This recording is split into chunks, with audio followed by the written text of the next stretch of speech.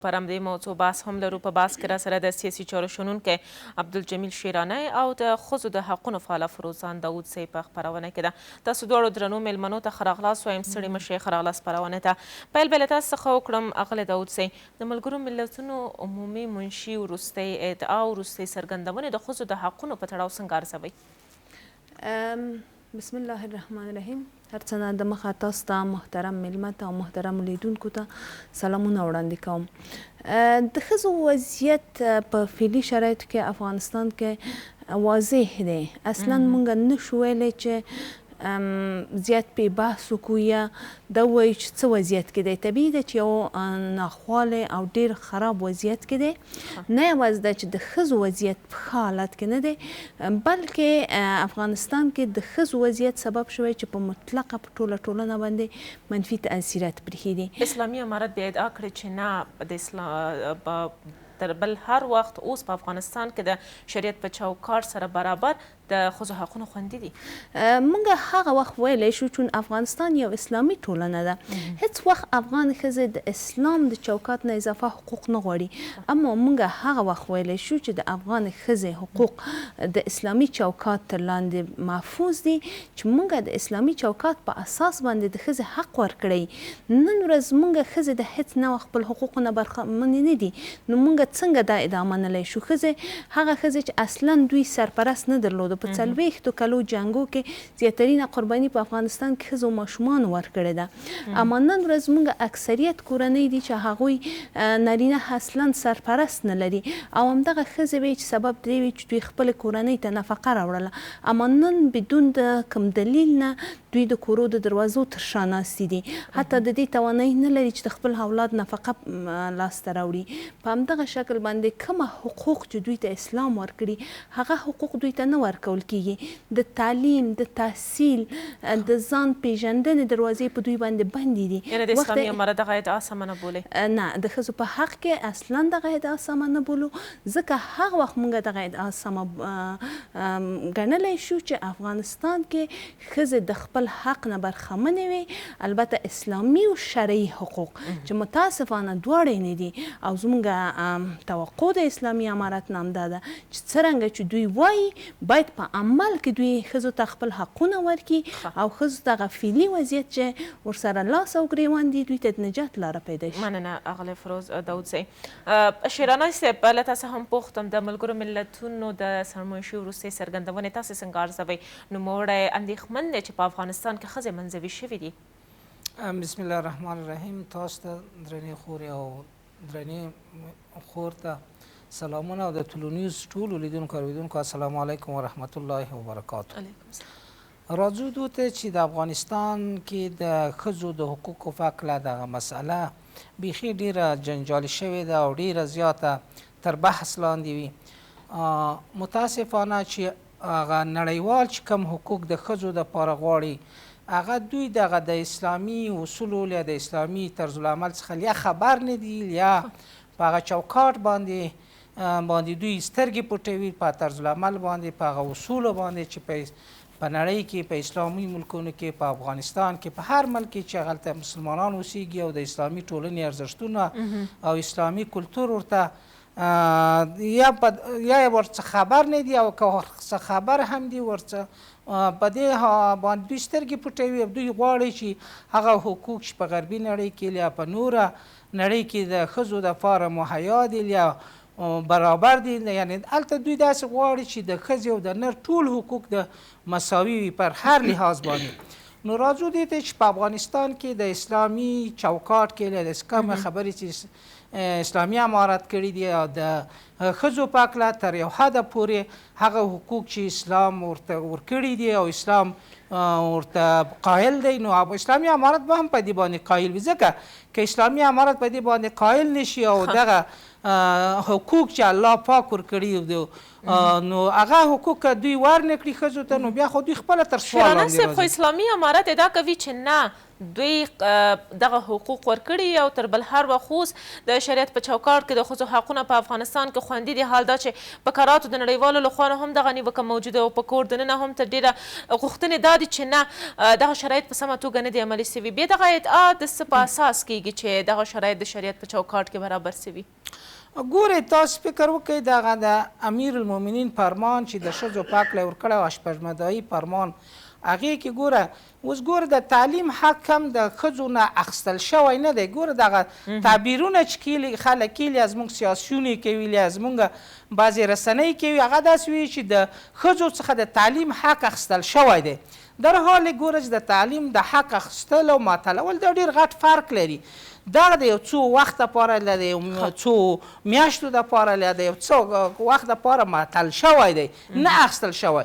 نو تعلیم هم د لکه څنګه چې د نارینهو حق دی همداسې د ښځو هم حق دی. ښځې هم زموږ خویندې دي زموږ د جامع ټولنه ده. بلکل مسله همدا د شیرانه صاحب چې اسلامي امارات هم ترې انکار نه کوي. په کراتو یې ویلي دي چې دغه مسله تر امر ثاني پورې معطله شوې ده او دوی د ښځینه او د تعلیم او تحصیل څخه انکار نه دی کړی. ولې دغه امر ثاني بالاخره تر کله پورې 18 میاشتې شي چې نجونې مکاتبو ته نه دي تللي؟ وګورئ ما تېره ورځ د لوړو زده کړو د معین یو څرګندونې واورېدلې چې هغې ویل چې په راتلونکي کال کې به په نوي کال کې به ډېر ژر د ښځو تعلیمي بخش که هغه خصوصي پوهنتونونه دي که دولتي پوهنتونونه او که مکاتب دي د دوی د دو دروازې به د دوی په مخ خلاصې شي انشاءالله.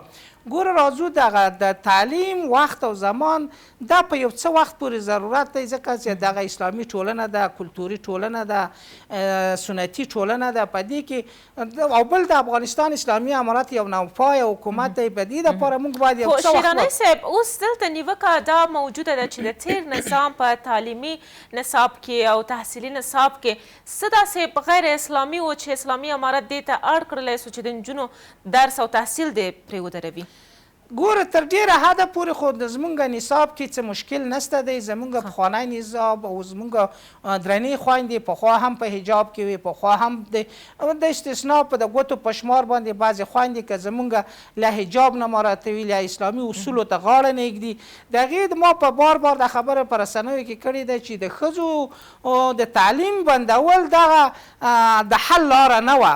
د حل لاره دا وه چې د دوی دپاره طرز العمل جوړ شوی د جریان د تعلیم وای او په دې کې کومې ستونزې چې وي هغه حکومت حل کولی سوی اسلامي امارت حل کولی سوی.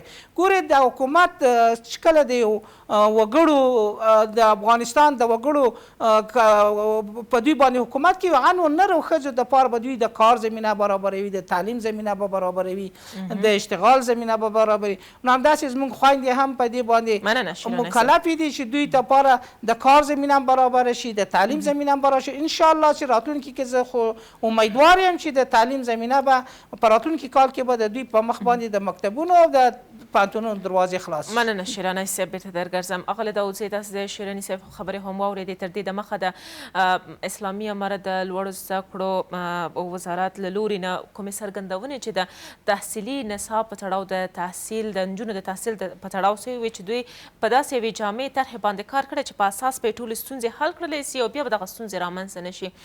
دوی امیدواره دي چې راتلونکي کال کې به دغه ستونزې بالاخره حل کیږي. له تاسو څخه یې اورم آیا تاسې ورته خوشبینه یاست بالاخره دغه کشاله به پای ومومي؟ اوله موضوع خو دا چې څرنګه شرني صاحب ویله چې افغانستان کې غربي حقوق افغانستان کې هیڅ کله هم غربي حقوق نه پیاده کیږي. که تیر نظام کې په جمهوریت کې یو اندازه بعض مسایل ول هغه یوه حلقه وله یوه حلقه سبب د دې شوله چې یا ځانونه بدنامه کړي یا نه کړل هر څه چې وکړه نن ورځ اصلا په افغانستان کې حضور نه لري. اما دا چې که موږ ټولې افغانې ښځې د هغوی په تړاو باندې متهمو او وایي چې افغانې ښځې دا مشکل لري یا غربي حقوق غواړي دا اصلا یوه صحیح ادعا نه ده. که څوک وایي دا باید ثابته کړي چې اصلا افغانې ښځې پخوا هم مسلمانې وي نن هم دي او آینده به هم وي. افغانې ښځې د نازو انا او د میرمن زرغونې په دا شکل باندې میرمنې دي نن ورځ هم هماغسې باعزته خویندې مونږ لرو. بنان دغه موضوع اصلا یادول زما په نظر درسته خبره نه ده چې وایي چې افغانې ښځې د غربي حقوق غواړي. دویمه موضوع دا ده چې که چیرې مونږ وایو چې د افغانو ښځو پر مخ باندې دروازې د تعلیم نه دي بندې شوي، خیر څه شوي؟ بنان دلته مونږ باید یو منظم طرز العمل ولرو. دلته یادونه وسوه چې دغه دروازې په کلي شکل باندې بندې شوي نه دي، بلکې د دې کلي شکل هغه وخت مونږ ورته ویلی شو، کلي شکل مونږ هغه وخت ورته ویلی شو چې مونږ د یو طرح او د پلان په اساس باندې ووایو چې د دغه تاریخ نه تر دغه تاریخه پورې په دغه دلایلو باندې کار کیږي او دغه دروازې تړل شوي. دغه مدت بعد مونږ دروازې د مکاتبو خلاصو چې متاسفانه مونږ داسې یو څه نه لرو. په وار وار که مونږ د اسلامي امارت د مشرانو سره خبرې کړي دي یا فرضاً ادعا مو کړی چې د مکتبو دروازې یعنی تر کم تاریخه باید بندي. دا یوه موضوع. دویمه موضوع دا ده چې که چیرې تغییر په طرز العمل کې آیا دغه تغییر څوک راولي؟ فقط یو محدوده حلقه. ګوري همیشه افغانستان چې خراب کړی همدغه چې هر حکومت راغلی فقط ځان منلی اما ملت نه دی منلی. په دې اساس باندې اصلا په یو مملکت کې اهمیت چې لري هغه ملت دی. وخت چې د ملت غږ ونه اورېدل شي، ملت واقعي کدرونه لري، هغوی په طرز العمل باندې کار ونه کړي، په دغه طرز العمل باندې څوک کار کوي. 80% کارمندان د وزارت معارف ښځې دي او نن ورځ ټولې ښځې په کورو کې ناستې دي. آیا دې طرز العمل کې دوی هېڅ رول نه لري؟ آیا دوی نشو کولی چې د اسلامي امارت سره اوږه په اوږه کار وکړي او یو مثبت لارې خواته لاړ شي؟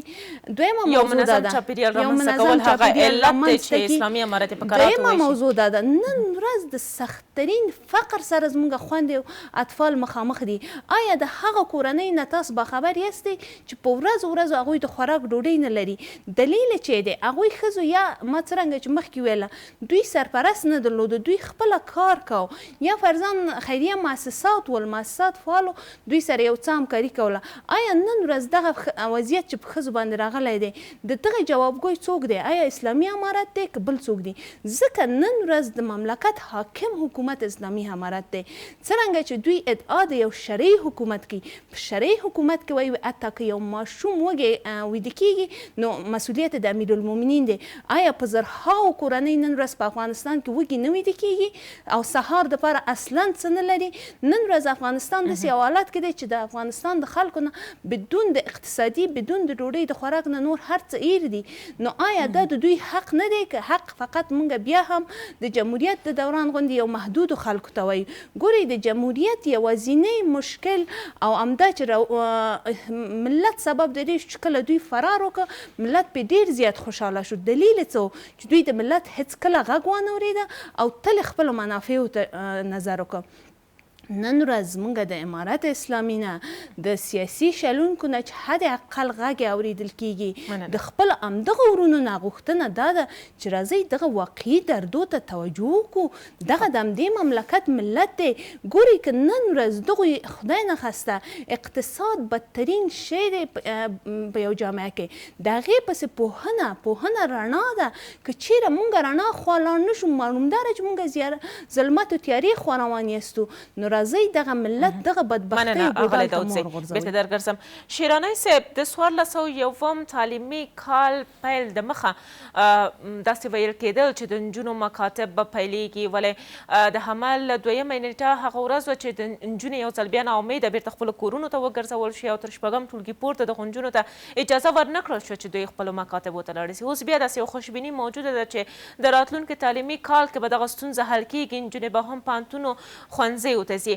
آیا دغه باور یو ځل بیا رامنځته کول وخت نه نیسي؟ فکر نه کوئ چې یو ځل بیا به د دغو نجونو زړونه ماتېږي او بیرته به تر خپلو کورونو پورې ځي او د دوی مکاتب او پوهنتونونو ته به د اجازې د ورتګ اجازه نه ورکول کېږي؟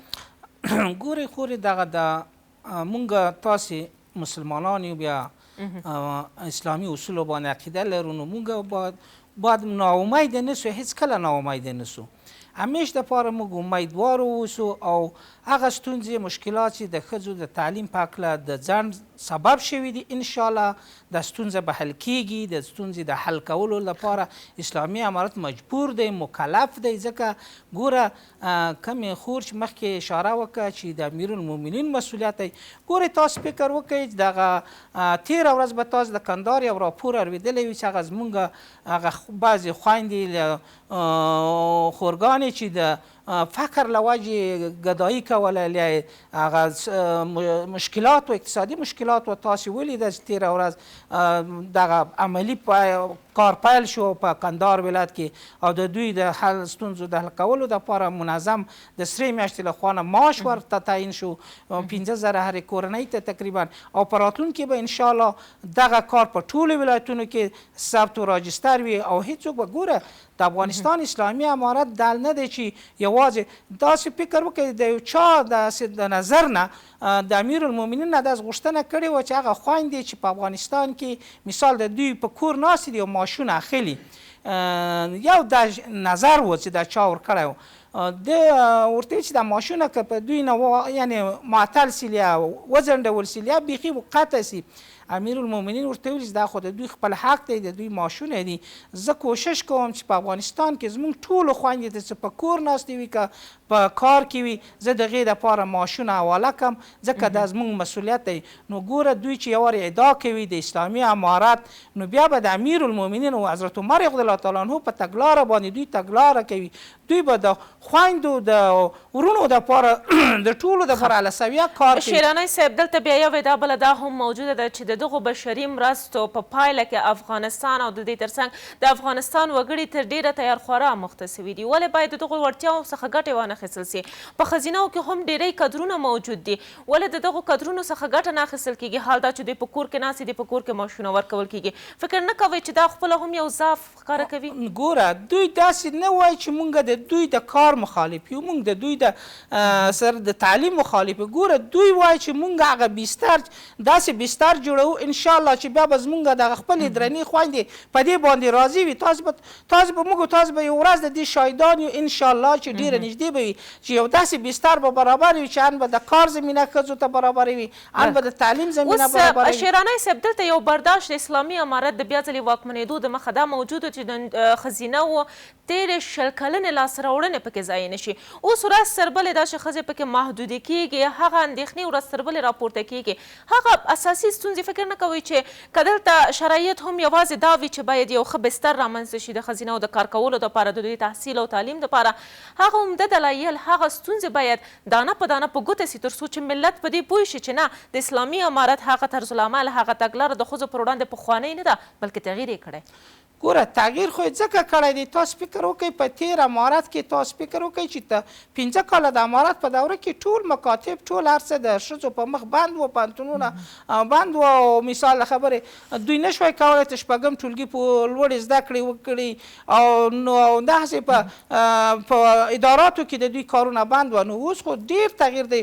ګوره چې دغه اوس هم فکر نه کوئ چې تر شپږم ټولګي پورته نجونې په کور ناستې دي؟ نه انشاءالله. ګوره دولتي اداراتو کې ښځینه کارکوونکي کار نه کوي، په کور ورته معاشونه ورکول کېږي. ګوره دغه ما تاسو ته مخکې دا خبره وکړه چې موږ د دې فرق نشو کولی چې ګوره د کورونا په معطل سوي دي، نه چې دوی هغه سوي دي د تل دپاره بند دي، دا د یو څه وخت دپاره معطل دي او اسلامي امارت په دې باندې ډېر جدي کار شروع کړی دی چې د دوی دپاره یو ښه بستر برابر. ګورئ د کورونا په حصه کې 2 کاله زموږ یوازې د خویندو نه بلکې خو هسې زموږ په اسلامي امارت باندې نیوکې ډېرې زیاتې دي، غربیانې هم کوي، داخلیانې هم کوي، خو حقایقو ګوره حقایقو ته موږ نه ګورو. ګورې په کورونا په کې د ټول افغانستان په نرو ښځو باندې ټول مکتبونه، پوهنتونونه، تعلیمي ادارې، حتی په مسجدونو کې لمنځونه، حتی د کعبې تګ بند سوی و. ګوره دغه ستونزه 2 کاله دوام وکړ، خو نن متاسفانه چې 1 کال دغه مسله ځنډول شوې ده. غربي نړۍ د کورونا مسلې تر اوسه پورې فکر نه کوي فرق کوي؟ هغلته دلایل موجود وه، دلته د انسانانو ژوند پر منځ کې موجود وله، اوس هغه دلایل هېڅ روښانه نه دي. ګوره کورونا کله واسې یو ډرامه وه، کورونا بیخي وجود نه درلوده. که کورونا وي کورونا خو اوس هم نه ده له منځه تللې. ولې اوس خلک د کورونا په مشکل نه دي اخته؟ اصلا د دې نه سوء استفاده کېدله، د دوی په کورونا په وجه باندې تیر حکومت پیسې اخیستې، د خلکو نه یې پیسې اخیستې، د خلکو حقوقو ته یې درناوی نه کوه. ګورئ ما تاسو ته ووایو چې تاسو فکر وکړئ 2 کاله د نرو د ښځو ټول تعلیمي ارګانونه معطل شوي وه، حتی دیني چارې معطل شوي، اجتماعي فرهنګي ټولنې بندې شوي، په مسجدونو کې لمنځونه تعطیل شوي وه، او یا کېدل هم په ډېره په آزاده فضا کې به کېدل. یعنې خلک دې ته مجبور شوي وه. هسې یو معما وه که نه؟ مننه شیراني صاحب. کرونا نه وه. نو اوس هم راځو دې ته چې انشاءالله زه خویندو ته د اطمینان ورکوم چې اسلامي امارت به تر ټولې حکومتونو نه ښه ارزښت قایل وي زمونږ درنو ډېره زیاته مننه شیراني صاحب. د ښځو د حقونو د نجونو د تعلیم په تړاو تاسې د شیراني صاحب وروستۍ څرګندونې واورېدې. د ماتل او د دې ترڅنګ د مطلقاً بند ترمنځ باید دغه توپیر موجود وي.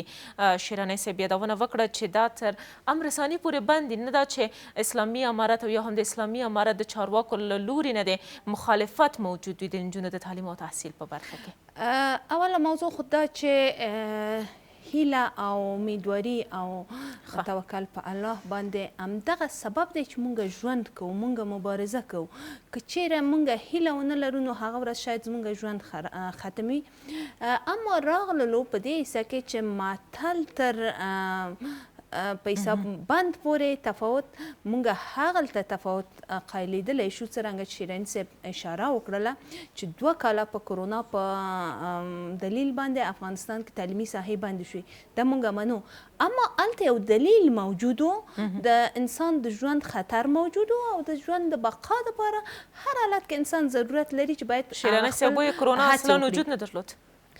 دا هغه بحث دی چې هیڅکله زه پرې بحث نه کوم، ځکه زما رشته طب نه دی. یو دویمه موضوع دا ده چې یو څه چې د دنیا په سطحه لیدل کیږي او موږ ترې نه تلفات لرو، هیڅکله د دې نه سترګې نشو پټوی، ځکه موږ په کرونا کې ډېر زیات تلفات ورکړل، حتی زموږ ډاکټر صاحبان پکې د منځه لاړل.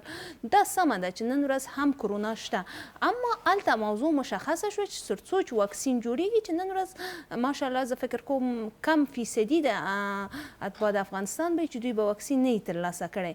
اما دا دی چې یو مبارزه وه، یو وضعیت و، هر څه معلوم و، تاریخ معلوم و چې تر هغه وخته چې بیرته مکاتب شروع کېږي کله چې کرونا موضوع حل شي. لیکن اوس مشکل دا دی چې تر بند او تر امر ثاني پورې فرق مونږ هر قدم چې ږدو د یو پلان په اساس باید کېدو. ملت ته د دې جواب ورکړو چې که زمونږ دغه امر ثاني دی، دلیل د دغه امر ثاني څه دی. ګورئ زه یو څوک یم چې ما په معرف کې کار کړی، په وار وار مې دا موضوع یادونه کړې ده. اول خو دا دی چې معرف کې 80% کارکوونکي د معرف ښځې وي. ته فکر وکړه چې په یو وزارت کې یو تعداد فراري شول، یو تعداد په کور کې نسته، 80% د دې په کور باندې کینی او دوی کارونه کوي، نو دغه نصاب باندې به څوک کار وکړي، په دغه طرز العمل به څوک کار وکړي، آیا دغه پروسه به څوک مخته بوځي؟ دا خپله هغه سوال دی چې مشکل رامنځته کوي. دویم قدم کې که چیرې امارات اسلامي ملت ته ویلي و چې امر ثاني الا دغه تاریخ او دلایل واضح کړي ول، حتی په خوندو کې په ورونو کې داسې کسانو چې ولنټیر دوی ورتلل، رضاکارانه دوی کار کو، همکاري کوله، څو دغه مشکلاتو ته د پای نقطې کېږي. ځینې په دغه ستونزې په ګوته سوې هم وي اغلې داود زیدا چې په غیر دولتي مؤسساتو کې د ښځینه او کارکوونکو باندې بندیز ولګېد د کار. یو علت یې دا و چې دوی هلته اختلاط درلود، بله مسله دا چې دغو ښځینه او کارکوونکو حجاب نه مراعات کوو. ګورئ د معرف په حصه کې هم داسې مسایل ول. موږ هېڅکله په اداراتو باندې د اداري فساد د وزارتو خبرې نه کوو. اداري فساد په ټولو وزارتو کې و چې سبب همدغه شو چې حکومت سقوط وکړه. اما په کار په حصه کې، اصلاحاتو په حصه کې، اصلاحات په دې نه کېږي چې ته مسلکي کسان د کور د دروازو شاته کېنه او وایي چې موږ اصلاحات راولو. اصلاحات باید مسلکي خلک راشي، په هغې باندې بحث وشي، کار وشي، څو هغلته اصلاحات راشي. بله مسله دا که د اختلاط مؤسساتو ته راځم، مؤسساتو کې ایجاب نه مراعاتېده.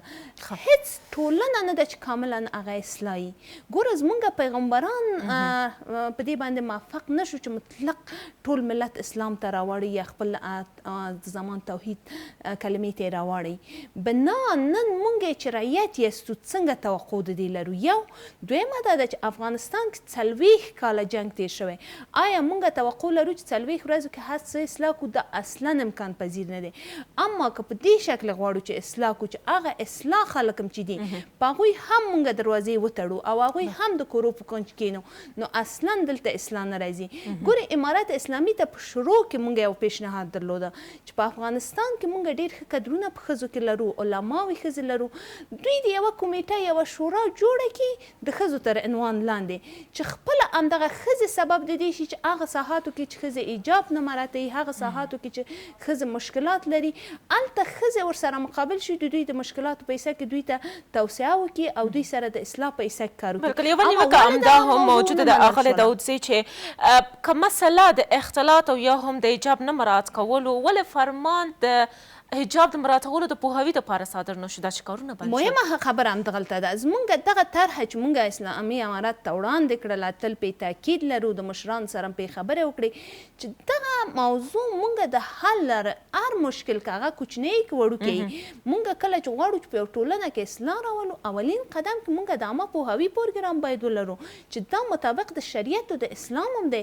هیڅ کله اسلام نه وایي چې ته یو چا سره تشدد وکړه، همیشه وایي هغه ته توصیه وکړه، هغه ته په ډیره نرمه ژبه ووایه، اما د یوې ښځې مشکل یوه ښځه ډیر بهتر درک کولی شي.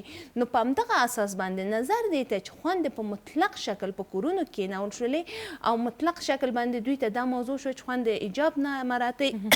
د دوی د حجاب د مراعات نه دپاره په میلیونونو ملت باید د مشکل سره مواجه شي.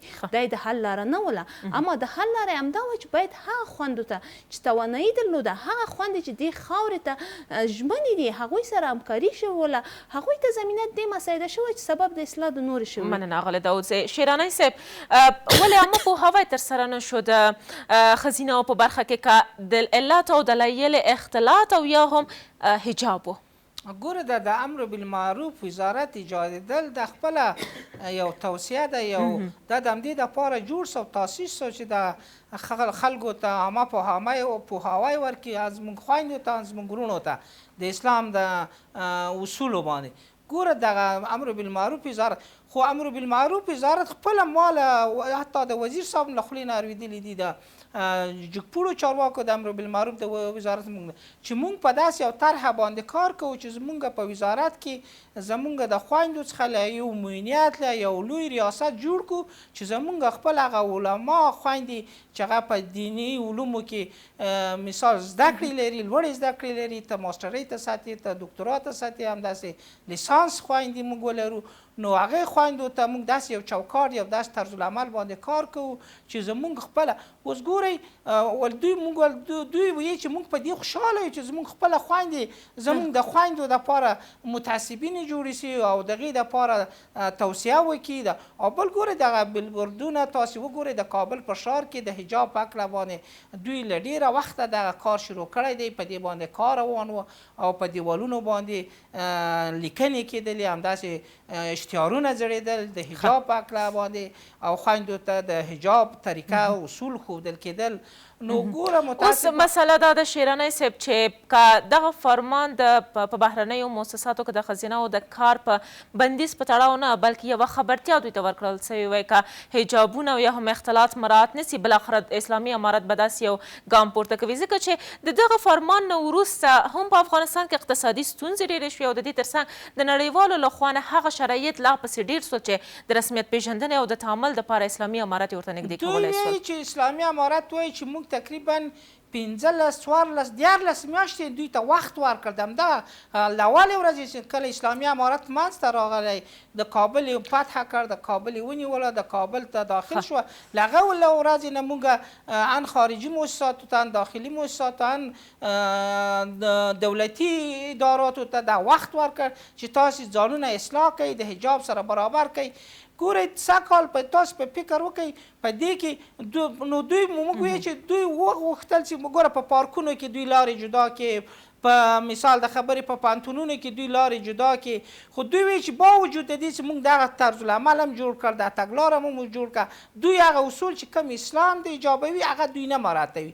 نو موږ مجبور سو چې دوی باندې داسې ته یو امر ثاني پورې بندیز ولګوو چې تر څو دوی ټولو اصولو ته مکمله غاړه کېږدي، بیا به موږ د دوی دپاره د کار زمینه هم برابروو، د تعلیم زمینه به ورته برابروو او دا بستر به موږ جوړوو.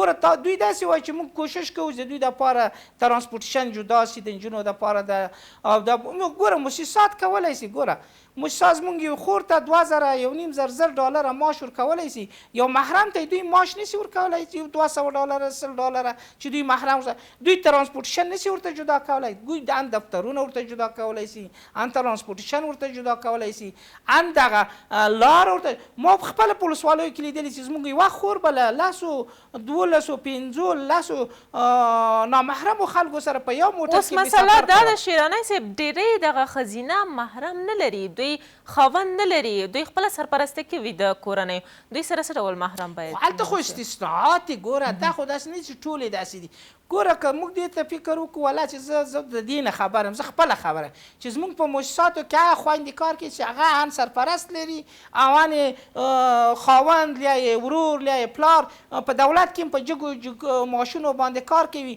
زموږ داسې خویندې به ډېرې کمې پیدا شي چې خدای ناخواسته هغه د محرم ولري یا د فقر له وجې یا د اقتصادي مشکلاتو له لارې دوی په مؤسساتو کې کار کوي زموږ خویندې ما لیدلي دي زه پیژنم په دې مؤسساتو کې کار کوي چې هغه په ډېرو جګو معاشونو کار کوي او ډېر اقتصادي حالت یې ښه دی یا ان د کورنۍ وضعیت یې ښه دی نور مشکلات نه لري نو دغه مشکلات دوی حل کولی که دوی نه وس ویل خارجیانو نه حل کول دوی خپل هم حل کولی شي د ځان دپاره شیراني صاحب تاسو په خپلو تېرو خبرو کې دا یادونه هم وکړه چې د غربي مفکورو د له منځه وړلو دپاره وخت اړتیا ده او د اسلامي اماراتو هم د همدې د خاطره دغه امرثاني مسله رامنځته کړې که د نجونو مکاتب وي یا تحصیل تعلیم او یا هم د کار مسله د غربي مفکوره که په افغانستان کې موجوده وه خو عامه وه هم په نارینه او هم په ښځینهو کې ولې د له منځه وړلو دپاره باید پور ښځینه پرېږدي دلته ګوره د ښځې او د نر دپاره مشکل دلته دی چې په نارینهو باندې دغه د حجاب او اختلاط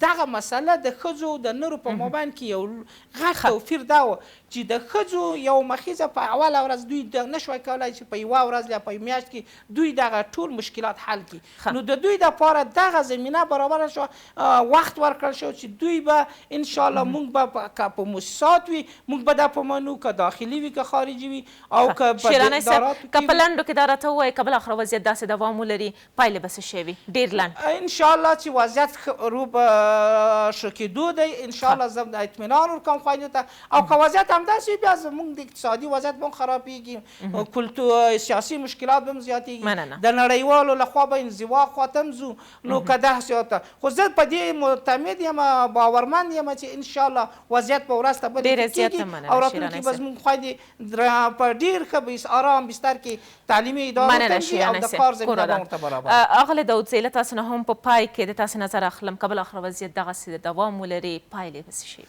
اول خو څو مسایل دي چې واقعا ډېر زیات د مشکل ځای همدا دی چې څرنګه شیراني صاحب هم ویله چې مؤسسات باید د ښځو محرم ته هم معاش ورکړي ښه دلته هغه مسایل دي چې موږ ډېر لوی بحث ته ځو چې توبه نعوذ بالله حتی د خدای پاک په مسایلو کې شاید موږ دخالت وکړو نو یو سړی مجبوره دی چې باید که 15 زامن راوړي 15 لورګانې راوړي چې د 15 زامن د 15 لورګانو سره د محرم په عنوان باندې مخ ته لاړ شي اما داسې خلک شته چې یو زوی لري 10 لورګانې هغوی به د یو زوی دی 10 لورګانو ته رسیږي یا هغه فامیلونه چې 4-5 کونډې موږ لرو یا دا دی چې زموږ ټول باس په یو محدود قشر باندې چې هغوی توانمنده دی په هغوی باندې او مطابقي افغانستان ملت بلا ورپسې چې دغه ډېر ډیره زیاته رنجاوره خبره ده او دغه ته د ملت اسلامي امارات باید فکر وکړي چې دغه لړۍ د فقر چې نن ورځ روانه ده که دې ته د پای نقطه کېنښودل شي او دغه تیارې خوا چې ملت روان دی ګوري یوه مور چې نالوستې پاتې کېږي هغه مکمله کورنۍ فکر وکړي نالوستې شوله